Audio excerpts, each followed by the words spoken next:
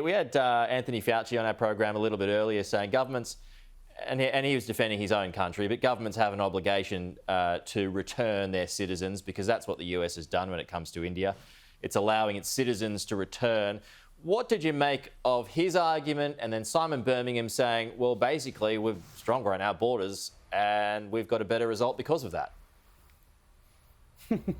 Yeah, Pete, look, I sort of want to sit on the fence a bit and say I kind of agree with them both. I think the Australian government acknowledges it's got an obligation when it comes to returning citizens, but, I mean, the minister's right. I mean, the primary obligation is to look after the health of Australians first, and that's fair enough. And I think the issue is, Pete, if international travel is not going to be normal for Australia until the end of next year, which reports today suggest that's the current thinking from the Australian government, it's a question of, how do we do better risk management when it comes to, the potential risk of COVID coming into Australia? And we just still haven't got right the quarantine situation. We need, 3 or 4 Howard Springs to be able to, have that purpose-built triage and risk management approach to COVID, because we're going to have to deal with the external risk of COVID coming into Australia for a long time. So make the investment and get it right and do it now, and get these facilities set up in the next few months. And there are concerns too. Simon Birmingham suggested this, but also Michael Gunner has these concerns about if you're pushing too many people into Howard Springs, the risk of leakage into the community is real, and it can cause serious problems. Yeah, look, that's right. You've got to be thoughtful about it and probably decentralise it. Like, I don't think, we don't want to have, high-risk categories of returnees going to only one facility, for example.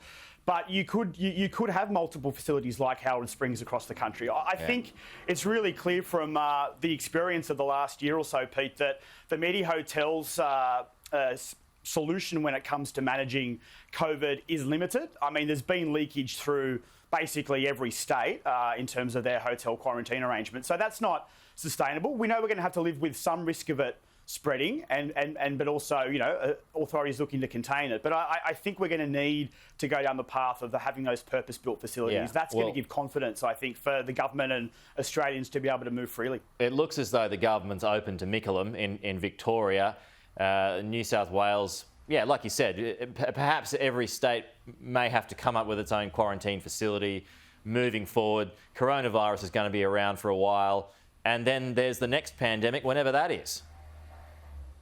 Yeah, exactly. Or the Commonwealth can directly source it as well, right? There's plenty of providers out there who are experienced at sort of setting up these facilities pretty quickly. You're right. And partner with state governments. Do whatever it takes. I mean, there's obviously the opportunity here for, perversely enough, a regional, jobs boost, right? I mean, Toowoomba's put their hand up. I mean, there are different, regional areas who are crying out for the economic opportunity that comes with setting up these sorts of facilities as well. So you can do, a couple of birds with one stone. So why not? Well, I mean, I guess your problem's going to be your various communities, wherever these quarantine facilities are going to be parked next to. They're obviously going to have some concerns about that. Just finally, James, you're going to have to manage the health risk. Budget next week. It's ripping around quickly. What can we expect?